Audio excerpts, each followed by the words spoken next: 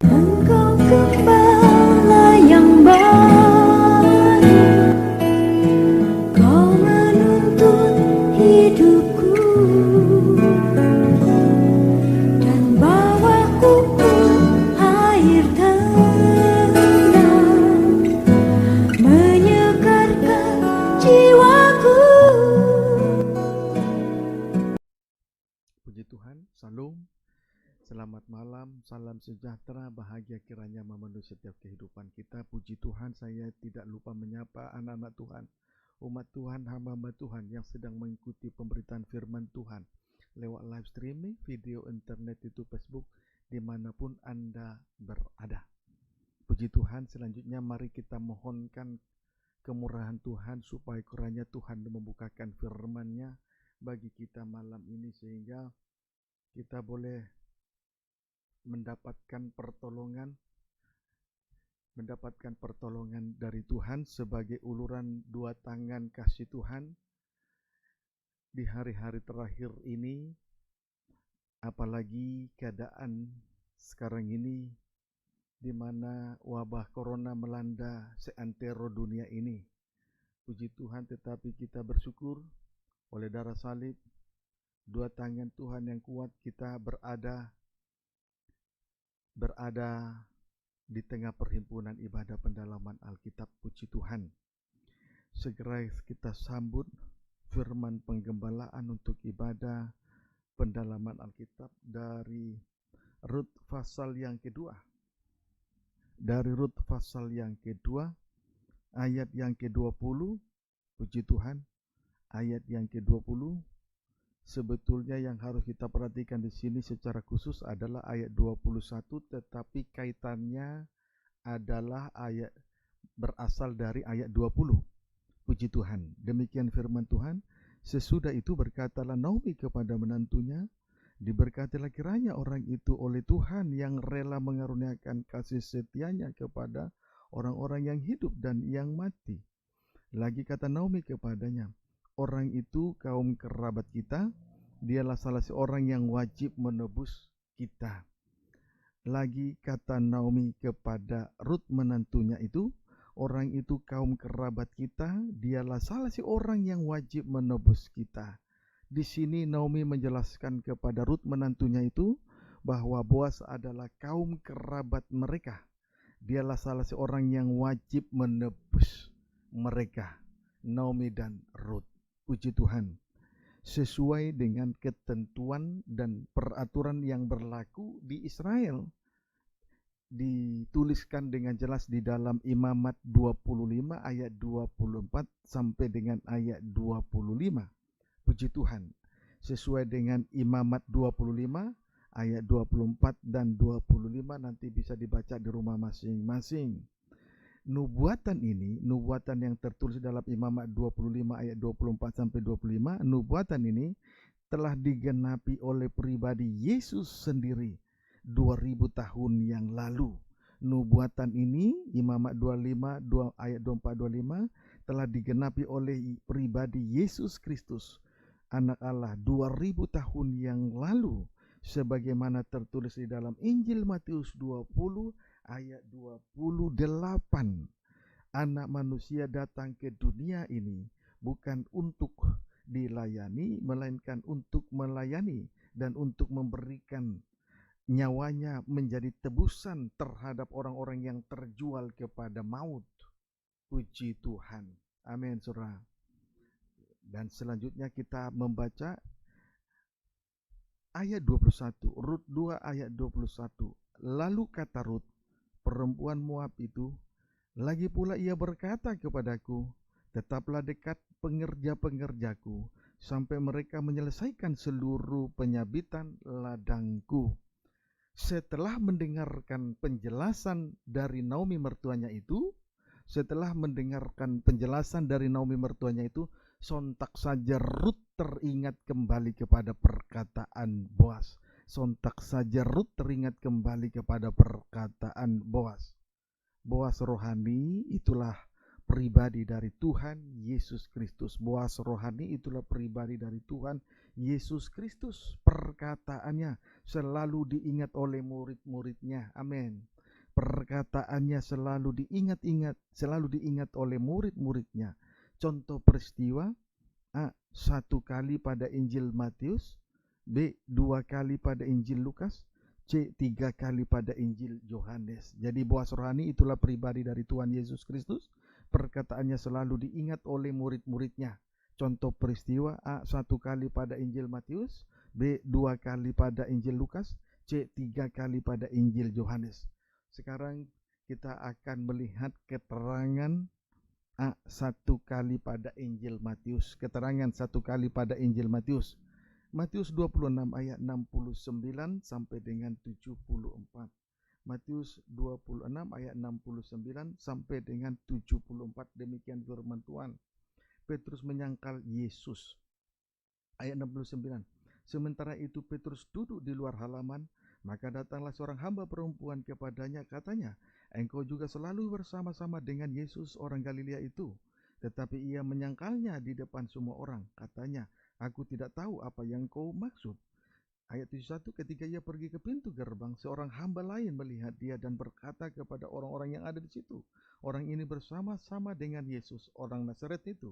Dan ia menyangkalnya pula dengan bersumpah, aku tidak kenal orang itu. 73, tidak lama kemudian orang yang ada di situ datang kepada Petrus dan berkata, pasti engkau juga salah seorang dari mereka, itu nyata dari bahasamu. 74, maka mulailah Petrus mengutuk dan bersumpah, aku tidak kenal orang itu. Dan pada saat itu berkokoklah ayam. Ayat 75, maka teringatlah Petrus akan apa yang dikatakan Yesus kepadanya, sebelum ayam berkokok engkau telah menyangkal aku 3 kali. Puji Tuhan. Petrus menyangkal Yesus sebanyak 3 kali. Petrus menyangkal Yesus sebanyak 3 kali. Penyangkalan yang pertama pada ayat 70. Penyangkalan yang pertama pada ayat 70. Petrus berkata, aku tidak tahu. Petrus berkata, aku tidak tahu apa yang engkau maksud. Arti dari penyangkalan yang pertama ini ialah sudah tahu tetapi pura-pura tidak tahu. Arti dari penyangkalan yang pertama ini ialah sudah tahu tetapi pura-pura tidak tahu. Saudara, tidak sedikit orang Kristen memiliki tabiat atau sifat semacam ini. Tahu yang baik tetapi pura-pura tidak tahu. Tahu yang baik tapi pura-pura tidak tahu untuk melakukan hal yang baik itu. Puji Tuhan. Penyebabnya: 1. buta rohani, 2. malas, 3. egois. Amin. Demikian halnya dengan hamba Tuhan atau pelayan-pelayan Tuhan. Kadang-kadang pura-pura tidak tahu apa yang harus ia kerjakan di hadapan Tuhan. Sama dengan penyangkalan yang pertama di hadapan Tuhan. Kalau itu terjadi menimpa gereja Tuhan, orang Kristen, kalau itu juga menimpa hamba Tuhan, itu sama dengan penyangkalan yang pertama terhadap salib Kristus. Amin, saudaraku. Puji Tuhan. Haleluya. Strip yang kedua, penyangkalan yang kedua pada ayat 72. Pada ayat 72 Petrus berkata, aku tidak kenal orang itu. Petrus berkata, aku tidak kenal orang itu. Artinya Petrus menolak dan mengingkari pribadi Yesus Kristus. Artinya Petrus menolak dan mengingkari pribadi Yesus Kristus, menunjukkan bahwa Petrus telah berdusta. Menunjukkan bahwa Petrus telah berdusta. Amin. Saudara, iblis adalah pendusta dan sekaligus bapa segala dusta, sesuai dengan Injil Yohanes 8 ayat 44. Berarti jikalau seseorang berdusta, ia berasal dari si jahat, bahkan ia adalah anak si jahat. Iblis adalah bapa pendusta. Berarti kalau seseorang suka berdusta, ia adalah anak setan. Sebab itu jangan biasakan untuk berkata dusta. Jangan biasakan berkata dusta. Ya, sebab yang menjadi bapa pendusta adalah setan. Kalau seseorang suka berdusta, berarti dia adalah anak setan. Kiranya dapat dipahami dengan baik, tetapi perlu untuk diketahui, dusta identik atau bersahabat atau bersaudara dengan pencurian. Ya, dusta itu identik atau bersahabat dengan mencuri. Kiranya dapat dipahami dengan baik. Puji Tuhan. Kemudian strip yang ketiga, penyangkalan Petrus yang ketiga. Penyangkalan Petrus yang ketiga pada ayat 74. Pada ayat 74, Petrus kembali berkata, "Aku tidak kenal orang itu." Petrus kembali berkata, "Aku tidak kenal orang itu," namun diawali dengan mengutuk dan bersumpah. Sekarang kita lihat dulu tentang mengutuk. Ya, tentang mengutuk berarti kehidupan yang terkutuk seperti ular. Mengutuk berarti kehidupannya terkutuk seperti ular. Kejadian pasal yang ketiga ayat 14. Lalu berfirmanlah Tuhan Allah kepada ular itu, "Karena engkau berbuat demikian, terkutuklah engkau di antara segala ternak dan di antara segala binatang hutan. Dengan perutmu lah engkau akan menjalar, dan debu tanah lah akan kau makan seumur hidupmu." Terkutuk berarti menjalar dengan perut. Terkutuk berarti menjalar dengan perut, sama dengan menjalankan kehidupan atau melayani karena perut. Menjalankan kehidupannya atau menjalankan ibadah pelayanannya karena perut, sama seperti nabi-nabi palsu di dalam Filipi pasal 3 ayat 19. Puji Tuhan, Tuhan mereka ialah perut mereka, sama seperti nabi-nabi palsu di dalam suratan Filipi 13 ayat 19. Tuhan mereka ialah perut mereka. Amin, saudaraku. Jadi mereka melayani karena perut, karena kepentingan diri. Puji Tuhan, karena uang, bukan karena untuk melayani Tuhan. B. Makan debu tanah seumur hidup. Puji Tuhan, tadi terkutuk berarti menjalar dengan perut. B. Makan debu tanah seumur hidup. Makan debu tanah seumur hidup. Debu tanah menunjuk tabiat dosa. Ya, debu tanah menunjuk tabiat dosa. Seperti nabi-nabi palsu dalam Filipi pasal 3 ayat 19, kemuliaan mereka ialah aib atau dosa mereka. Kemuliaan mereka ialah aib atau dosa dan kejahatan mereka. Amin. Puji Tuhan. Haleluya. Itu, saudaraku, berlaku bagi hamba-hamba Tuhan. Tapi lihatlah gereja Tuhan di dalam Kejadian 3 ayat 17 sampai 18. Lalu firman-Nya kepada manusia itu, "Karena engkau mendengarkan perkataan istrimu dan memakan dari buah pohon yang telah kuperintahkan kepadamu, jangan makan daripadanya, maka terkutuklah tanah karena engkau. Dengan bersusah payah engkau akan mencari rezekimu dari tanah seumur hidupmu. Semak duri dan rumput duri yang akan dihasilkannya bagimu, dan tumbuh-tumbuhan di padang akan menjadi makananmu." Puji Tuhan, tanah yang terkutuk. Tanah yang terkutuk menunjukkan bahwa Adam dan Hawa istrinya itu tidak taat kepada firman. Tidak taat kepada firman. Apa yang dihasilkan oleh tanah yang terkutuk? Satu, semak duri. Yang dihasilkan oleh tanah yang terkutuk, semak duri dan rumput duri yang sifatnya menusuk dengan tajam untuk menyakiti sesamanya. Puji Tuhan, pendeknya kalau tanah terkutuk, susah payah mencari rejeki di tanah seumur hidup. Amin, saudaraku. Puji Tuhan. Amin. Haleluya. Itu tanah yang terkutuk. Puji Tuhan, menunjukkan bahwa Adam dan istrinya tidak taat kepada firman Tuhan. Yang dihasilkan oleh tanah yang terkutuk adalah semak duri, rumput duri, menusuk dengan tajam atau menyakiti orang lain. Puji Tuhan.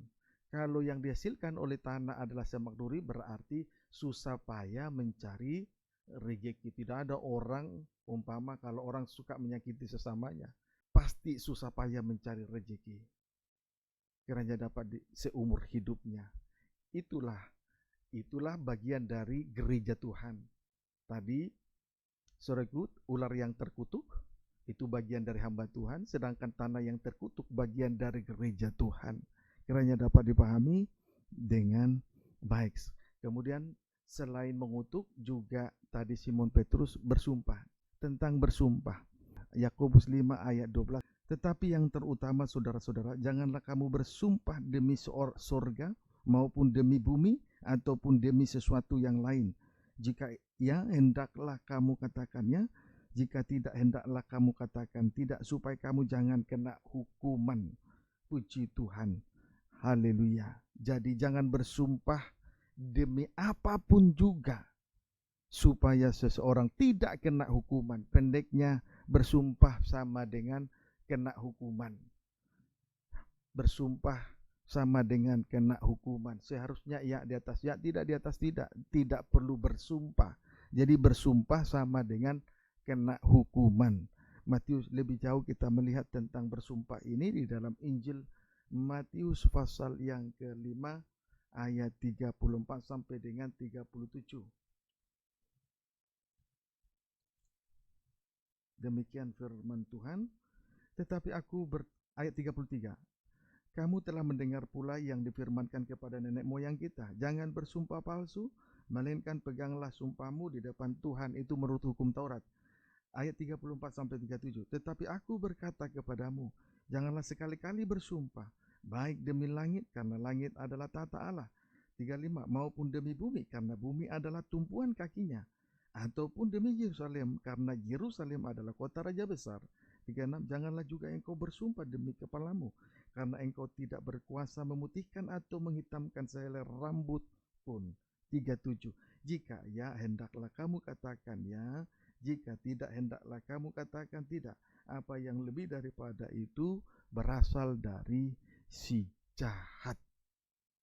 Puji Tuhan. Haleluya.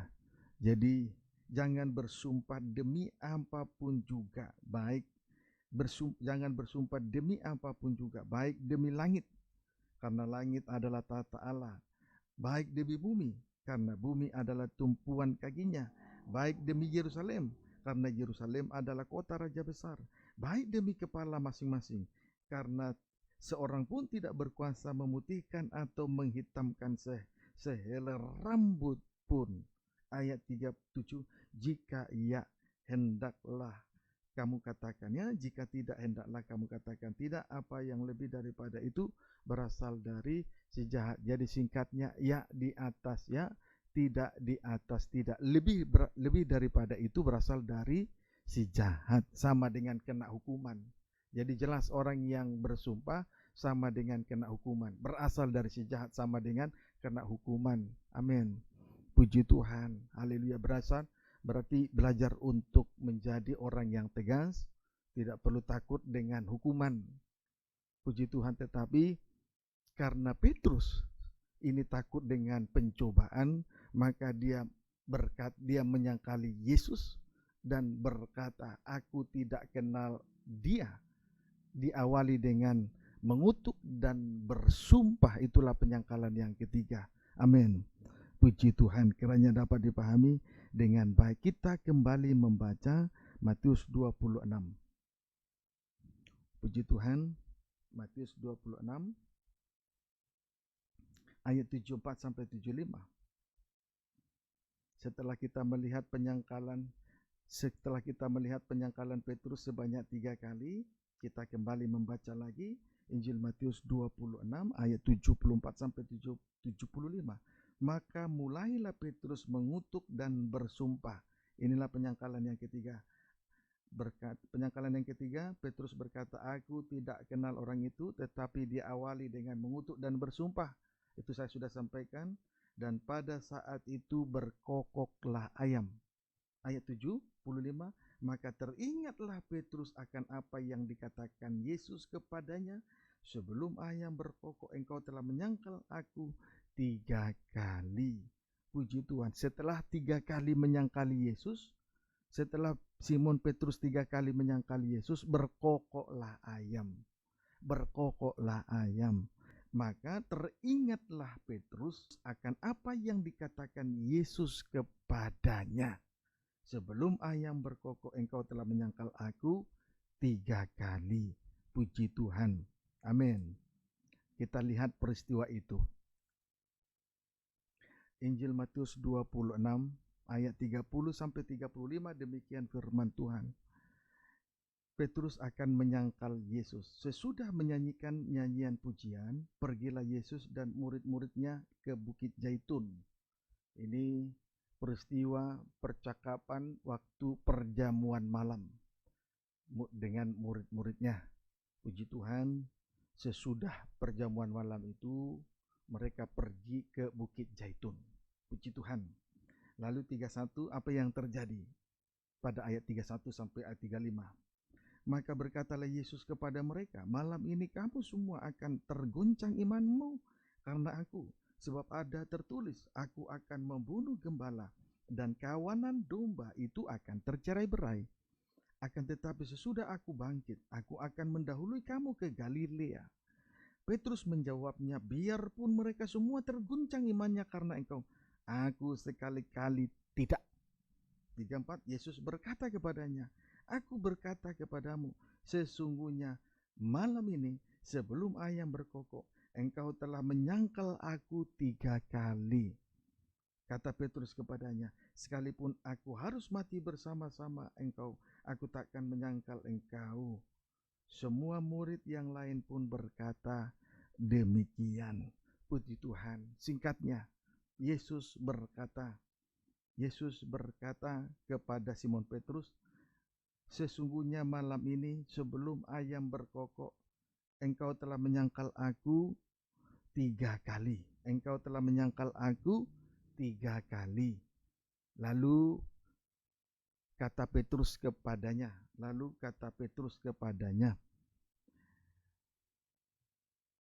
sekalipun aku harus mati bersama-sama engkau, aku takkan menyangkal engkau. Lalu kata Petrus kepadanya, sekalipun aku harus mati bersama-sama engkau, aku takkan menyangkal engkau. Pendeknya, Petrus rela mati bersama dengan Yesus. Tetapi kenyataannya ketika ia dicobai, ketika ia menghadapi pencobaan, ia menyangkali Yesus 3 kali. Amin, saudaraku.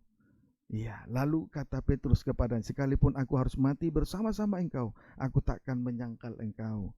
Pendeknya, Petrus rela mati bersama dengan Yesus apapun yang terjadi. Tetapi kenyataannya tadi, ketika Simon Petrus dicobai atau menghadapi pencobaan, Simon Petrus menyangkali Yesus 3 kali. Puji Tuhan. Haleluya. Pertanyaannya tadi saat dicobai, mengapa Petrus menyangkali Yesus 3 kali? Mengapa Petrus menyangkali Yesus 3 kali? Puji Tuhan. Pertanyaannya, mengapa Simon Petrus menyangkali Yesus 3 kali? Mari kita melihat jawabannya, ayat 30 sampai 33. Puji Tuhan. Matius 26 ayat 30 sampai 33. Sesudah menyanyikan nyanyian pujian, pergilah Yesus dan murid-muridnya ke Bukit Zaitun. 31. Maka berkatalah Yesus kepada mereka, malam ini kamu semua akan tergoncang imanmu karena aku. Sebab ada tertulis, aku akan membunuh gembala dan kawanan domba itu akan tercerai-berai. Akan tetapi sesudah aku bangkit, aku mendahului kamu ke Galilea. Petrus menjawabnya, biarpun mereka semua terguncang imannya karena engkau, aku sekali-kali tidak. Singkatnya, Simon Petrus merasa diri bisa, mampu dan kuat. Amin, saudaraku. Singkatnya, Simon Petrus, mengapa Simon Petrus menyangkali Yesus 3 kali? Jawabnya, Simon Petrus merasa diri bisa, mampu dan kuat. Puji Tuhan. Itu bisa juga kita temukan di dalam kisah yang sama di dalam Injil yang lain, Injil Markus, Injil Lukas. Teramat lebih di Injil Lukas. Betul-betul Simon Petrus merasa diri bisa, mampu dan kuat. Puji Tuhan. Lihatlah orang yang merasa diri mampu dan kuat. Yeremia 17. Hati-hati ya. Jangan kita merasa diri bisa, mampu dan kuat. Walaupun kita mempunyai sesuatu perkara, jangan sekali-kali mengandalkan perkara-perkara di bumi. Bahaya sekali, resikonya tinggi sekali. Puji Tuhan. Yeremia 17 ayat yang kelima. Yeremia 17 ayat yang kelima, demikian firman Tuhan. Beginilah firman Tuhan. Terkutuklah orang yang mengandalkan manusia, yang mengandalkan kekuatannya sendiri, dan yang hatinya menjauh daripada Tuhan. Sampai ayat 6. Ia akan seperti semak bulus di padang belantara. Ia tidak akan mengalami datangnya keadaan baik. Akan tinggal di tanah angus di padang gurun, di negeri padang asin yang tidak berpenduduk. Lihat, terkutuklah orang. Strip pertama, yang mengandalkan manusia. Strip yang kedua, yang mengandalkan kekuatannya sendiri. Strip yang ketiga, yang hatinya menjauh daripada Tuhan. Inilah orang-orang yang terkutuk.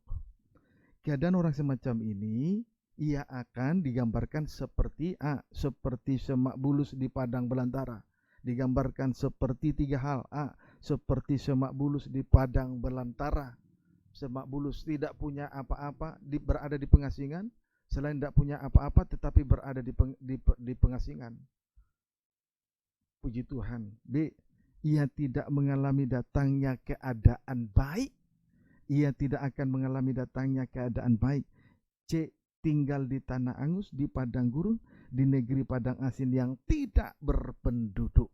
Puji Tuhan. Saya ulangi, Yeremia 17 ayat 5. Terkutuklah orang, siapa saja itu? A, yang mengandalkan manusia. B, mengandalkan kekuatannya sendiri. C, yang hatinya menjauh daripada Tuhan. Keadaan orang semacam ini digambarkan dengan tiga hal. A, seperti semak bulus di padang belantara. B, ia tidak akan mengalami datangnya keadaan baik. C, tinggal di tanah angus di padang gurun, di negeri padang asin yang tidak berpenduduk. Amin, saudaraku. Puji Tuhan. Singkatnya saja ya, singkatnya saja, kering-kering rohani sama dengan tidak menghasilkan buah. Singkatnya saja, kering-kering rohani tidak menghasilkan buah. Kering-kering rohani tidak menghasilkan buah. Memang kalau hati seseorang menjauh daripada Tuhan, ia pasti kering-kering rohani. Dengan kata lain, tidak akan berbuah siapapun dia. Sekalipun dia memiliki harta kekayaan, sekalipun dia punya pendidikan yang tinggi, jasa yang tinggi, kalau ia menjauhkan diri dari Tuhan, pasti kering-kering rohani, tidak menghasilkan buah. Puji Tuhan. Amin, saudaraku. Yohanes 5 ayat 4 diteguhkan di dalam Injil Yohanes 15 ayat 4 sampai dengan ayat yang ke-6. Demikian firman Tuhan. Tinggallah di dalam aku dan aku di dalam kamu, sama seperti ranting tidak dapat berbuah dari dirinya sendiri kalau ia tidak tinggal pada pokok anggur. Demikian juga kamu tidak berbuah jikalau kamu tidak tinggal di dalam aku. Akulah pokok anggur dan kamulah ranting-rantingnya. Barang siapa tinggal di dalam aku dan aku di dalam dia, ia berbuah banyak. Sebab di luar aku kamu tidak dapat berbuat apa-apa. Barang siapa tidak tinggal di dalam aku, ia dibuang keluar seperti ranting dan menjadi kering. Kemudian dikumpulkan orang dan dicampakkan ke dalam api, lalu dibakar. Puji Tuhan. Singkatnya, di luar Tuhan kita tidak berbuah, tidak bisa berbuat apa-apa. Sama seperti ranting, ia tidak akan berbuah jikalau ia tidak melekat pada pokoknya. Sebaliknya menjadi kering-kering. Kemudian dikumpulkan orang dan dicampakkan ke dalam api, lalu dibakar. Puji Tuhan. Haleluya. Di luar Tuhan kita tidak dapat berbuat apa-apa. Kering-kering rohani, tidak berbuah, tidak kelihatan buah-buah rohani, tidak ada perbuatan yang baik. Puji Tuhan, jauh dari persekutuan dengan Tuhan, pasti kering-kering rohani, tidak berbuah. Sama seperti ranting, kalau dia tidak melekat pada pokoknya, dia akan menjadi kering dan tidak berbuah. Maka dikumpulkan orang, kayu kering akan dikumpulkan orang, lalu dicampakkan ke dalam api, lalu dibakar sampai selama-lamanya di dalam api neraka. Itu kehidupan yang kering-kering rohani. Kalau saja orang Kristen masih juga nekat, di hari-hari terakhir ini masih nekat juga, jauh dari persekutuan dengan Tuhan, jauh dari Tuhan, tidak ada persekutuan dengan Tuhan, karena mengandalkan manusia, mengandalkan kekuatannya, mengandalkan kemampuannya, sampai akhirnya kering-kering rohani tidak berbuah, maka sama dengan bunuh diri. Kiranya dapat dipahami dengan baik, sama dengan bunuh diri. Puji Tuhan, iya mungkin Anda bisa mengandalkan uangmu, Anda bisa mengandalkan hartamu, tapi suatu kali nanti firman Tuhan tidak akan pernah meleset. Sama seperti kayu kering akan dikumpulkan, sama dengan seperti kayu kering dikumpulkan untuk dicampakkan ke dalam api, lalu dibakar sampai selama-lamanya. Itulah ke ujung dari kehidupan Kristen yang kering-kering rohani, tidak berbuah.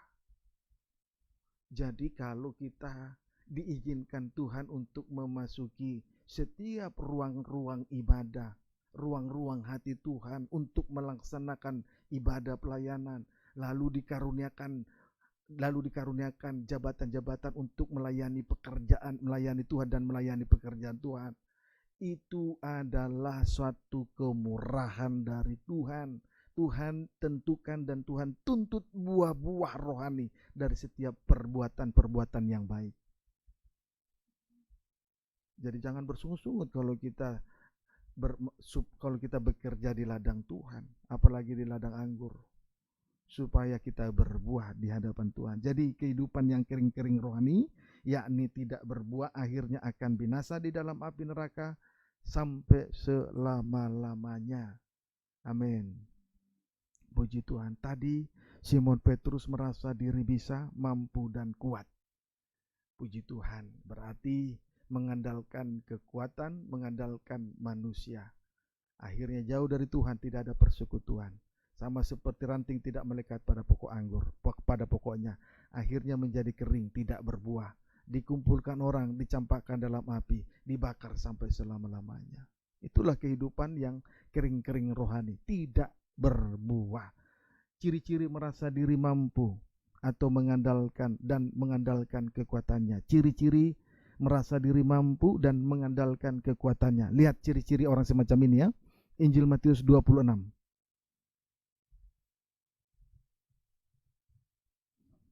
Injil Matius 26 ayat 31 sampai 33.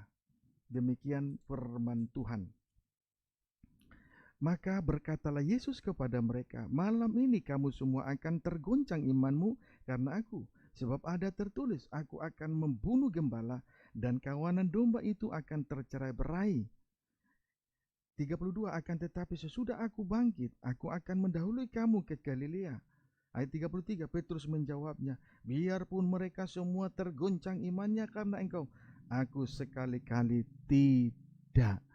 Dari jawaban, dari perkataan Simon Petrus ini menunjukkan bahwa ia mengabaikan nasihat dan didikan firman Tuhan. Nah, inilah ciri-ciri mengandalkan, ciri-ciri merasa diri mampu dan mengandalkan kekuatannya, mengabaikan nasihat dan didikan firman Tuhan. Kalau saja dia merasa bodoh, merasa diri lemah karena salib, pasti dia tidak akan mengabaikan nasihat firman. Tetapi karena merasa diri mampu, merasa diri kuat, dia mengandalkan kemampuannya, hartanya, kekayaannya, akhirnya dia mengabaikan nasihat firman Tuhan yang disampaikan oleh Yesus kepada murid-murid termasuk Simon Petrus. Hati-hati, jangan kita mengabaikan firman Tuhan. Nah, ini ciri-ciri orang yang mengandalkan kekuatan, kemampuan, harta dan kekayaannya. Amsal 3. Amsal 8 maksud saya.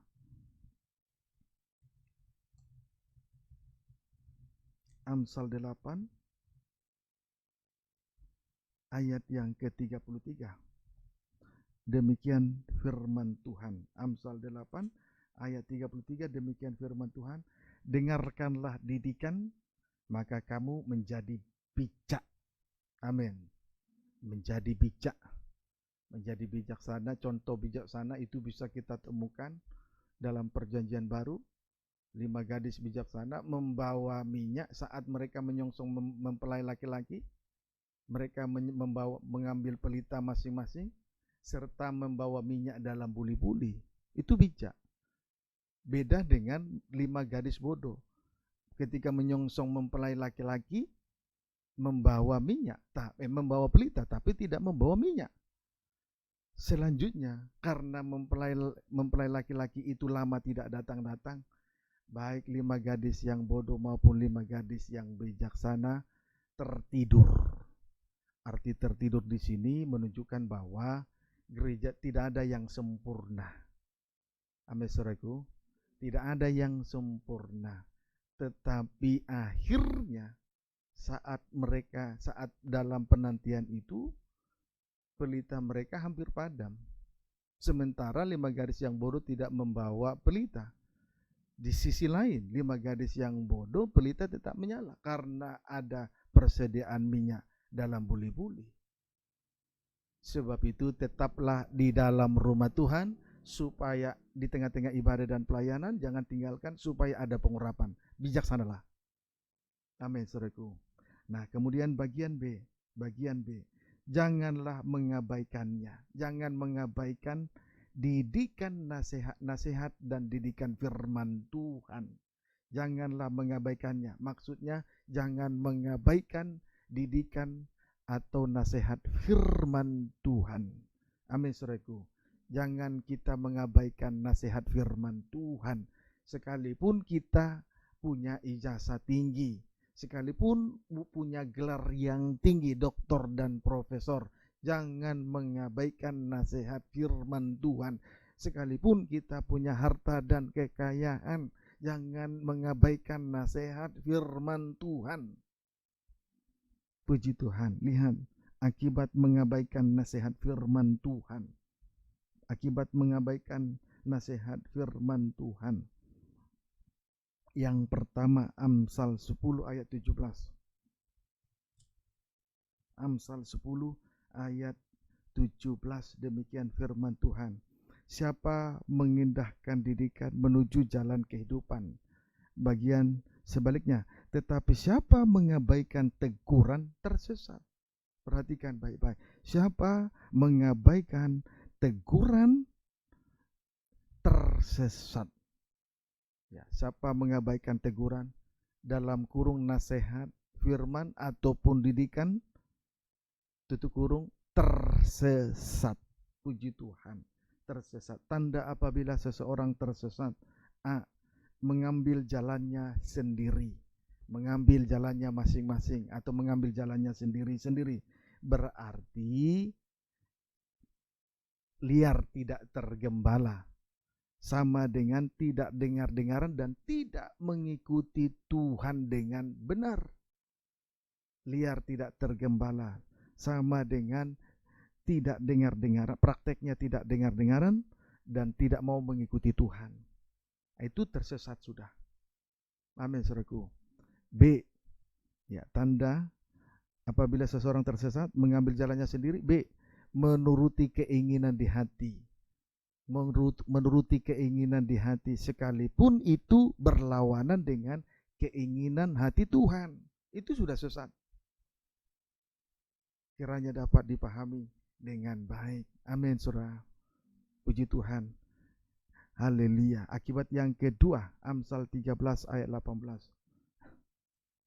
Amsal 13 ayat 18. Demikian firman Tuhan.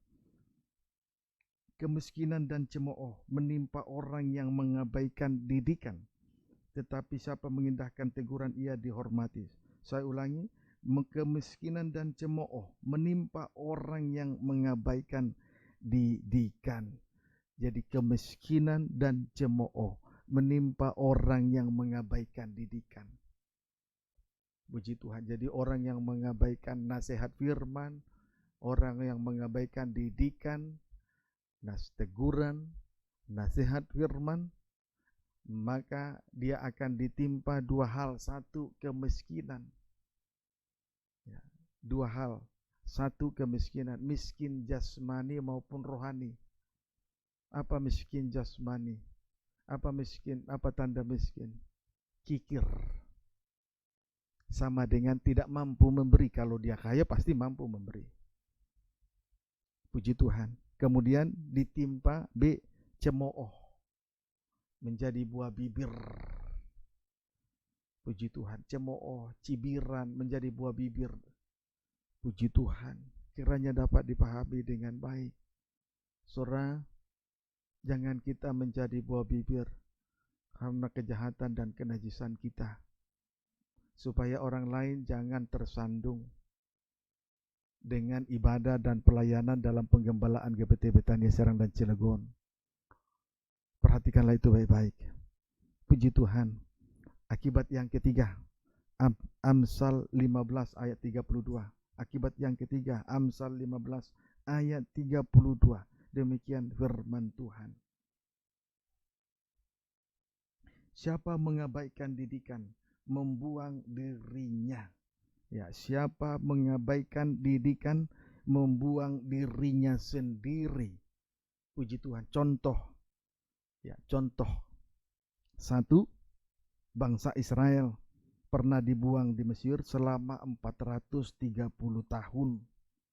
Ya, contoh A, bangsa Israel pernah dibuang di Mesir selama 430 tahun lamanya. Pada saat mereka dibuang, mereka diperbudak dengan kerja paksa tanpa hari perhentian. Tanpa hari perhentian.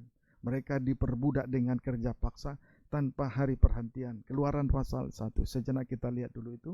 Contoh A, bangsa Israel di Mesir selama 430 tahun mereka diperbudak dengan kerja paksa tanpa hari perhentian. Keluaran 1 ayat 11 sampai 14, demikian firman Tuhan. Sebab itu pengawas-pengawas Rodi ditempatkan atas mereka untuk menindas mereka dengan kerja paksa. Mereka harus mendirikan bagi Firaun kota-kota perbekalan, yakni Pitom dan Ramses. Mereka dan berkembang, ya, Pitom dan Ramses ayat 12, tetapi makin ditindas, makin bertambah banyak dan berkembang mereka, sehingga orang merasa takut kepada orang Israel itu. Ayat 13, lalu dengan kejam orang Mesir memaksa orang Israel bekerja dan memahitkan hidup mereka dengan pekerjaan yang berat, yaitu mengerjakan tanah liat dan batu bata dan berbagai-bagai pekerjaan di padang. Ya, segala pekerjaan yang dengan kejam dipaksakan orang Mesir kepada mereka. Puji Tuhan. Haleluya. Jadi tadi mengabaikan didikan, membuang diri sendiri. Contoh A, bangsa Israel di Mesir, mereka selama 430 tahun diperbudak dengan kerja paksa tanpa hari perhentian. Puji Tuhan. Dari pembacaan Keluaran 1 ayat 11 sampai 14, bangsa Israel ditindas dengan kerja paksa. Bangsa Israel ditindas dengan kerja paksa sampai memahitkan hidup mereka. Sampai memahitkan hidup mereka. Jadi saudara, kalau seseorang diperbudak dengan dosa tanpa hari perhentian, diperbudak dosa tanpa hari perhentian, tanpa ibadah dan pelayanan, jauh dari Tuhan, itu akan memahitkan hidup seseorang. Amin, saudaraku. Inilah keadaan dari orang yang terbuang. Yang kedua atau B, bangsa Israel dibuang di Babel selama 70 tahun. Bangsa Israel dibuang ke Babel selama 70 tahun. Puji Tuhan. Ini merupakan gambaran dari dosa kenajisan. Wahyu 17 ayat 4 sampai 5. Wahyu 17 ayat 4 sampai 5, demikian firman Tuhan. Penghukuman atas Babel. Ayat 4. Dan perempuan itu memakai kain ungu dan kain kirmiji yang dihiasi dengan emas. permata dan mutiara, dan di tangannya ada suatu cawan emas penuh dengan segala kekejian dan kenajisan percabulannya. Ayat 2, ayat 5, dan pada dahinya tertulis suatu nama, suatu rahasia, Babel besar, ibu dari wanita-wanita pelacur dan dari kekejian bumi. Puji Tuhan, Babel besar adalah ibu dari wanita-wanita pelacur dan kekejian bumi. Babel besar adalah ibu dari wanita-wanita pelacur dan kekejian bumi. Artinya, kalau seseorang telah diperbudak dosa kenajisan, maka akan terjadi kekejian bumi, yaitu korban sehari-hari ditiadakan.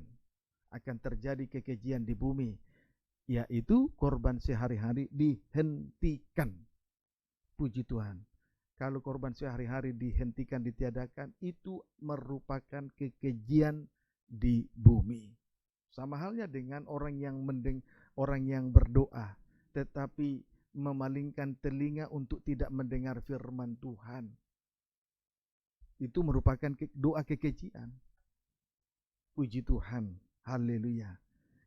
Puji Tuhan. Jadi korban sehari-hari, menghentikan korban sehari-hari itu merupakan kekejian. Apa itu korban sehari-hari? Antara lain, satu, korban sembelihan.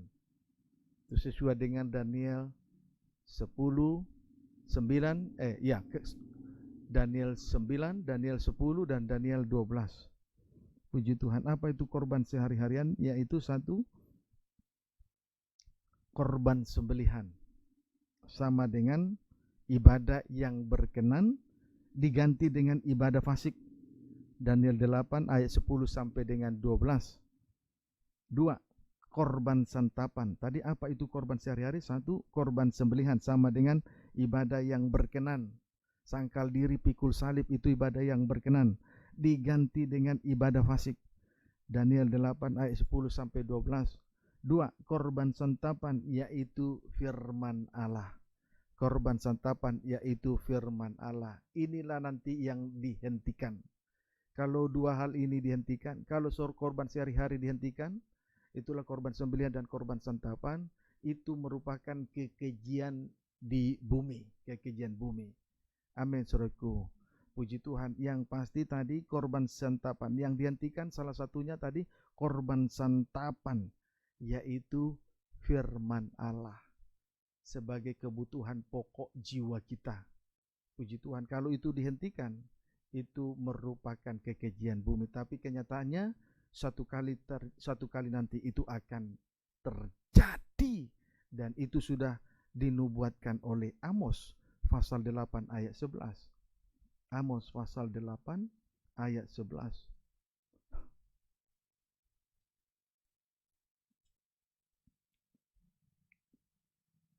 Saya minum dulu.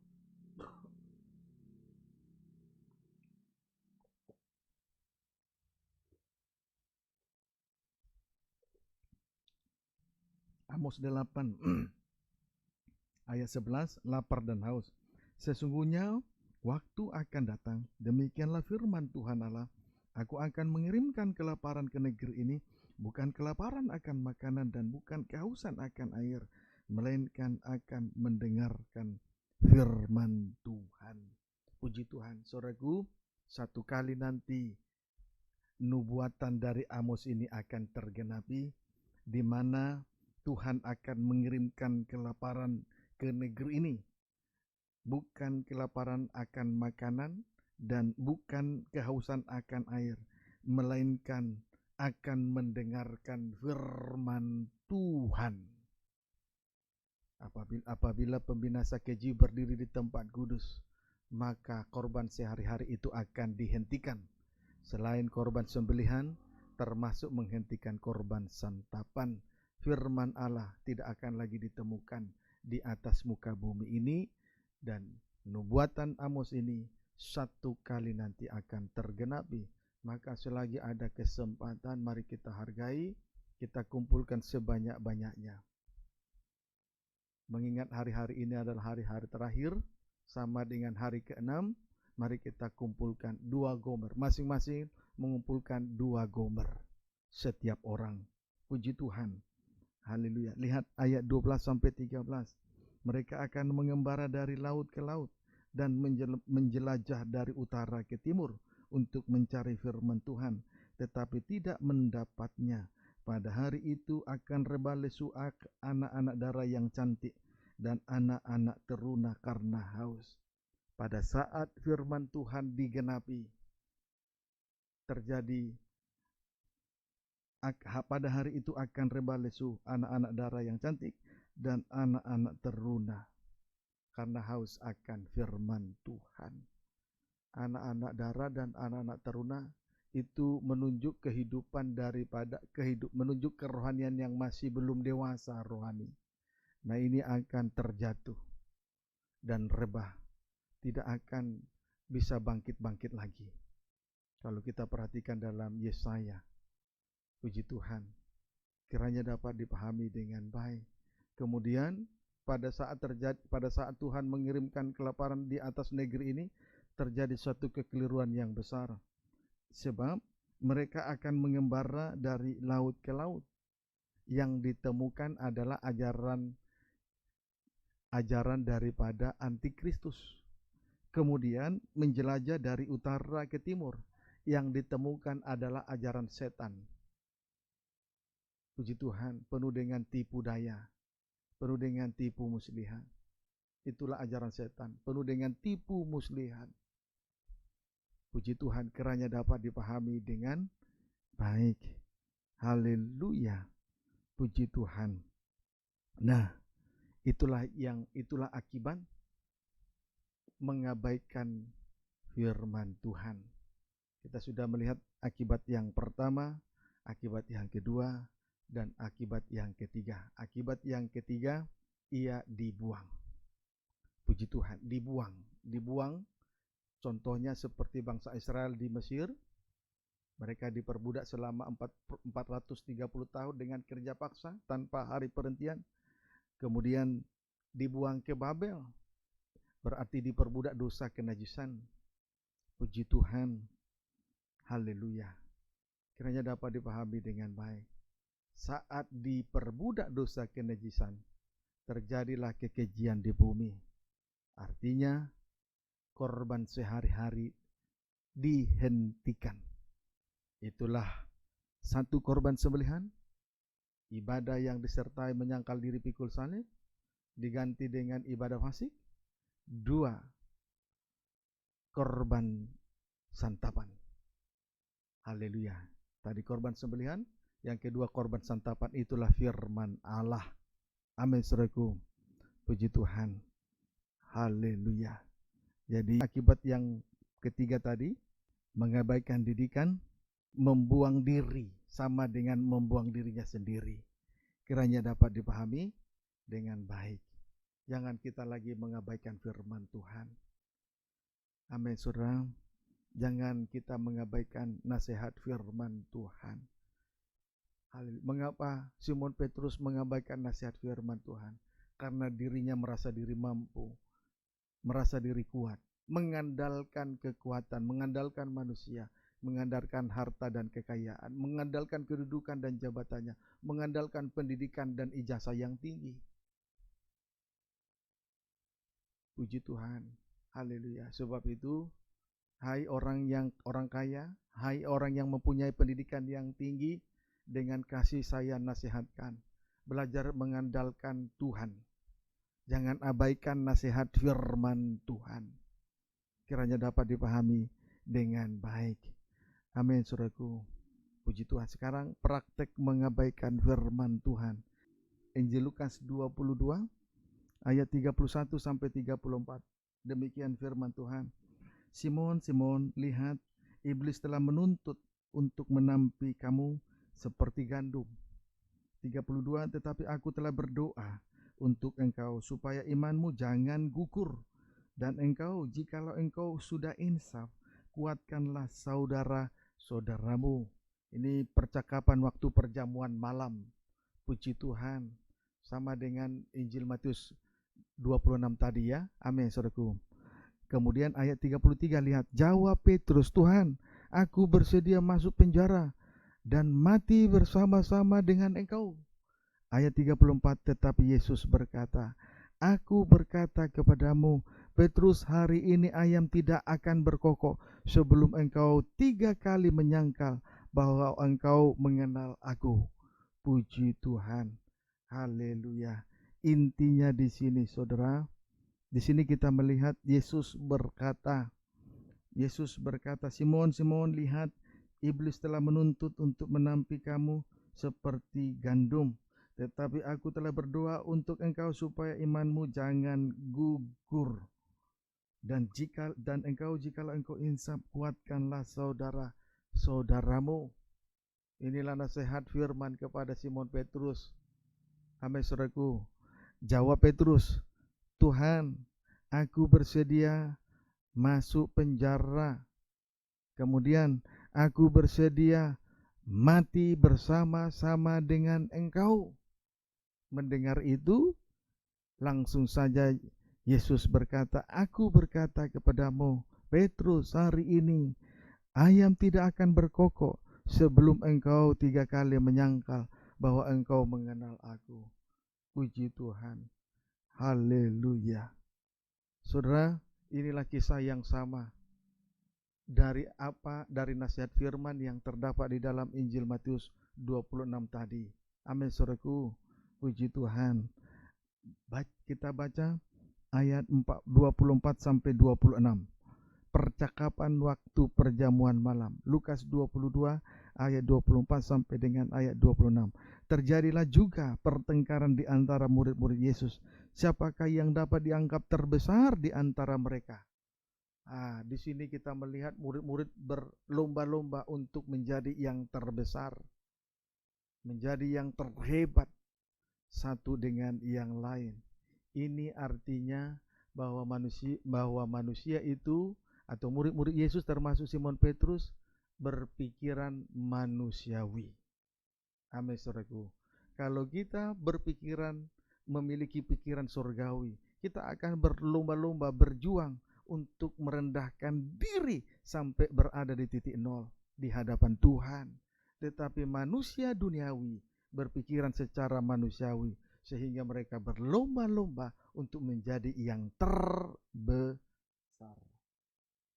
Berlomba-lomba untuk menjadi yang terbesar. Amin, saudaraku. Ini suatu kekeliruan. Puji Tuhan, ini suatu kekeliruan. Ayat 25 sampai 26.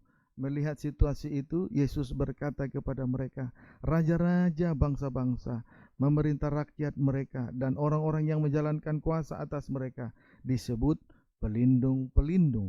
Tetapi kamu tidaklah demikian, melainkan yang terbesar di antara kamu hendaklah menjadi sebagai yang paling muda, dan pemimpin sebagai pelayan. Artinya, kalau di dalam dunia, perhatikan orang dunia, saudaraku, menurut ukuran dunia, raja-raja, bangsa-bangsa memerintah rakyat mereka, dan orang yang menjalankan kuasa atas mereka disebut pelindung-pelindung. Tetapi di dalam Tuhan tidaklah demikian. Yang terbesar hendaklah menjadi sebagai yang paling muda. Kemudian pemimpin sebagai pelayan, artinya berlomba-lomba, satu dengan yang lain berlomba-lomba, satu dengan yang lain berjuang untuk menjadi suatu kehidupan yang rendah hati sampai berada di titik nol. Itulah pikiran dari Allah, pikiran surgawi. Amin, saudaraku. Puji Tuhan. Kiranya dapat dipahami dengan baik. Itu sebabnya Simon Petrus mengabaikan firman Tuhan.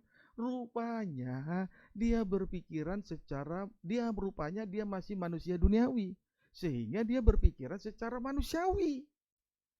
Siapa yang berpangkat, itulah yang terhebat. Itu pikiran duniawi. Tetapi kalau sudah berpikiran di dalam Tuhan, tidak lagi kita memiliki pikiran yang duniawi. Sebaliknya, kita berlomba-lomba berjuang untuk menjadi satu kehidupan yang rendah hati. Yang terbesar menjadi yang paling muda. Pemimpin, pelayan. Amin, saudaraku. Kiranya dapat dipahami dengan baik. Jadi, saudara, kalau kita melayani Tuhan tanpa pengertian yang benar, suka keliru sama seperti Simon Petrus. Kita tidak boleh mengadopsi cara-cara dunia dengan apa yang ada di dalam kerajaan surga. Itu tidak akan berlaku. Saya jadi teringat waktu saya masuk sekolah Alkitab. Awal-awal saya masuk sekolah Alkitab, saya merasa diri paling hebat sendiri dari antara 66 mahasiswa-mahasiswi yang ada di sekolah Alkitab di Makassar, Lempinal Salron, Lembaga Pendidikan Alkitab Saron, Jalan AP Paterani, Angkatan 7. Saya merasa diri paling hebat, merasa diri paling besar. Karena pada waktu itu saya melihat orang-orang yang masuk sekolah Alkitab, mahasiswa-mahasiswi, saya melihat mereka berasal dari desa semua. Sehingga saya merasa saya menggunakan ukuran manusia duniawi. Selain saya diutus dari Jakarta, salah seorang yang paling diutus dari Jakarta, selain itu berasal dari daerah-daerah, saya juga punya pengalaman waktu bekerja di dunia. Waktu bekerja di tambang emas, tambang gapura, tambang emas di Newmont, NTB. Saya menggunakan ukuran itu. Sehingga ketika saya melihat mahasiswa-mahasiswa yang lain, saya merasa diri paling hebat sendiri. Tetapi tidak seperti itu di dalam Tuhan. Yang terbesar, hendaklah yang paling mudah. Seorang pemimpin harus melayani Tuhan. Amin, saudaraku. Puji Tuhan. Ternyata Simon Petrus ini berpikiran manusiawi karena dia masih hidup duniawi. Jangan sekali-kali kita mengadopsi cara-cara duniawi supaya di dalam Tuhan. Tanggalkan cara duniawi dan pikiran manusiawi. Sekarang belajar untuk rendah hati. Itu pikiran dari surga, dari Allah. Amin, saudaraku. Puji Tuhan. Kiranya dapat dipahami dengan baik. Haleluya. Puji Tuhan. Inilah kegagalan daripada Simon Petrus. Tetapi yang pasti, ketika Naomi menjelaskan kepada Rut menantunya bahwa Boaz adalah kerabat atau saudara yang terdekat, berarti yang salah seorang yang berhak untuk menebus mereka. Yesus adalah Boaz rohani, itulah pribadi Yesus Kristus. Dia telah datang ke dalam dunia ini bukan untuk dilayani, tetapi untuk melayani, untuk menyerahkan nyawanya sebagai tebusan, darahnya sebagai tebusan terhadap orang-orang yang terjual, sama seperti Naomi dan Ruth menantunya itu telah menjual milik pusaka mereka yang harus ditebus oleh salah seorang yang berhak untuk menebus. Puji Tuhan. Ketika hal itu dijelaskan kepada Ruth, sontak saja Ruth teringat dengan perkataan Boaz. Demikian juga setelah Simon Petrus menyangkal Yesus sebanyak 3 kali, lalu berkokoklah ayam. Sontak saja ia teringat dengan perkataan Boaz rohani, Yesus Kristus. Paham, saudaraku? Sontak saja. Tiba-tiba diingatkan kembali. Sontak saja dia diingatkan kembali. Puji Tuhan. Seringkali kita lupa diri, sama seperti lupa diri daripada Simon Petrus ini.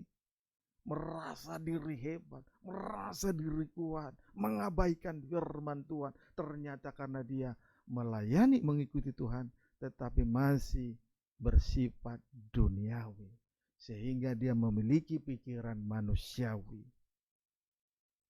tidak rendah hati, merasa diri hebat. Tetapi ketika dicobai, dia menyangkal Yesus 3 kali. Malam ini kita diingatkan kembali sontak kita kembali teringat kembali dengan perkataan Tuhan. Amin, saudaraku. Puji Tuhan. Jalan keluarnya Ibrani 12 ayat 1. Ibrani 12. Kita yang sudah gagal ini, yang merasa diri ini hina ini, merasa hebat, tetapi begitu dicobai kita gagal, tidak mampu menyangkali Yesus. Puji Tuhan. Mari kita datang untuk melihat salib Kristus, melihat jalan keluarnya, kita temukan di situ ya. Puji Tuhan, jalan keluar dari setiap persoalan ada pada salib Kristus. Itulah kebenaran yang sejati. Di luar salib tidak ada lagi kebenaran. Puji Tuhan. Karena ini selalu berkali-kali saya sampaikan. Waktu saya sampaikan, ada orang yang protes bahwa masih ada kebenaran yang lain. Saya bilang itu bukan kebenaran yang sejati. Kiranya dapat dipahami dengan baik. Ibrani 12 ayat 1. Sebelum kita melihat ayat 2, baiknya kita melihat ayat 1. Nasihat supaya bertekun dalam iman. Karena kita mempunyai banyak saksi, bagaikan awan yang mengelilingi kita. Puji Tuhan. Oleh sebab itu marilah kita menanggalkan semua beban dosa yang begitu merintangi kita dan berlomba dengan tekun dalam perlombaan yang diwajibkan bagi kita. Puji Tuhan, di dalam hal mengikuti Tuhan, banyak saksi-saksi menyaksikan kehidupan perjalanan rohani kita. Amin, saudaraku. Banyak saksi-saksi yang melihat perjalanan rohani kita sekaliannya. Oleh sebab itu, marilah kita menanggalkan semua beban, menanggalkan dosa yang begitu merintangi kita, yang merintangi pengikutan kita kepada Tuhan. Ayo tinggalkan beban, tinggalkan beban dosa, karena itu semua merintangi perjalanan atau pengikutan rohani kita kepada Tuhan. Amin, saudaraku. Puji Tuhan. Ayat 2. Marilah kita melakukan dengan mata yang tertuju kepada Yesus yang memimpin kita dalam iman dan yang membawa iman kita itu kepada kesempurnaan, yang dengan mengabaikan kehinaan tekun memikul salib, ganti sukacita yang disediakan bagi Dia yang sekarang duduk di sebelah kanan tahta Allah. Puji Tuhan. Haleluya. Saudaraku, untuk menanggalkan beban dosa yang merintangi pengikutan kita kepada Tuhan, maka marilah kita melakukannya dengan mata yang tertuju kepada Yesus. Marilah kita melakukannya dengan mata yang tertuju kepada Yesus. Puji Tuhan. Haleluya.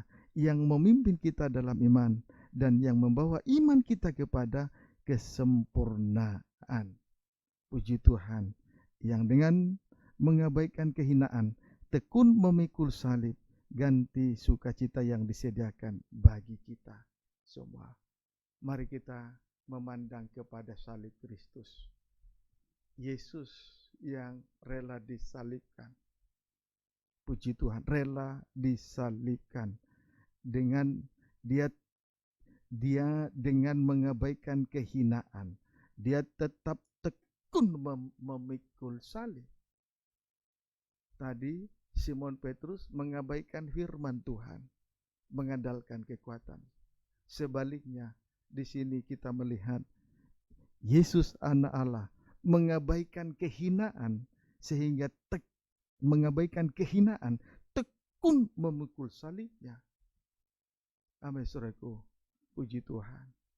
Haleluya. Jadi yang kita abaikan di sini adalah kehinaan, supaya kita terus tekun memikul salib. Sebab itu pada ayat 2 ini ditekankan, mari kita melakukan semua ini, melakukan ibadah dan pelayanan, dan terus mengikuti Tuhan dengan mata yang terbuka, mata yang terus tertuju kepada salib Kristus, di mana Yesus rela disalib. Mengapa dia rela disalib? Dia mengabaikan kehinaan itu dan tekun memikul salibnya. Sebaliknya tadi Simon Petrus, dia abaikan nasihat firman dan dia terus mengandalkan kekuatannya. Tapi saat dia dicobai, ia menyangkal Yesus, dia gagal juga. Puji Tuhan, saat dia gagal, akhirnya dia Simon Petrus menangis sejadi-jadinya. Malam ini kita datang menyesali diri dan pandanglah salibnya. Pandanglah Yesus yang rela disalib. Dia tekun memikul salib karena dia mengabaikan kehinaan. Amin, saudaraku. Siapa orang yang tekun memikul salib? Mereka adalah orang yang mengabaikan kehinaan. Tidak peduli mau hina, mau direndahkan, mau dikecilkan, mau tidak, sekalipun tidak diperhitungkan. Tidak peduli.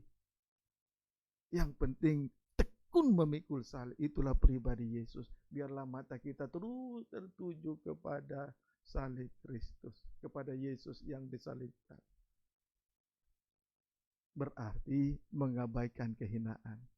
Artinya sekalipun difitnah, sekalipun direndahkan, sekalipun tidak diakui keberadaan kita, mari kita terima dengan rela hati. Abaikanlah kehinaan itu. Abaikanlah kehinaan itu. Pandang terus salibnya. Mengapa dia tekun memikul salib? Karena dia mengabaikan kehinaan. Prakteknya rela dihina, rela difitnah, rela dikecilkan, rela tidak diakui. Puji Tuhan. Beda dengan Simon Petrus, berlomba-lomba untuk menjadi yang terbesar, ingin diakui. Saya juga dahulu salah seorang hamba Tuhan yang ingin selalu diakui. Yang ingin selalu diakui, tetapi malam ini mau mengakui segala kekurangan-kekurangan. Jangan supaya kita terus memandang salib, mengabaikan kehinaan. Kita perhatikan nasihat firman Tuhan. Kita di luar Tuhan, kita tidak bisa berbuat apa-apa. Tidak bisa berbuah, kering-kering rohani. Itu jangan abaikan firman Tuhan. Amin, saudaraku. Puji Tuhan. Ayat 3-4. Ingatlah selalu akan Dia yang tekun menanggung bantahan yang sehebat itu terhadap dirinya dari pihak orang-orang berdosa, supaya jangan kamu menjadi lemah dan putus asa. Puji Tuhan. Haleluya. Marilah kita ingatlah selalu akan Dia. Amin, saudaraku. Ingat selalu Dia, ingat perkataannya. Jangan diabaikan. Berarti tekun menanggung bantahan yang hebat.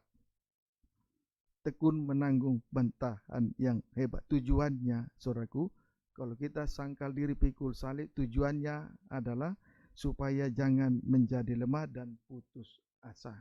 Supaya jangan menjadi lemah dan jangan putus asa. Salib yang memberi kekuatan.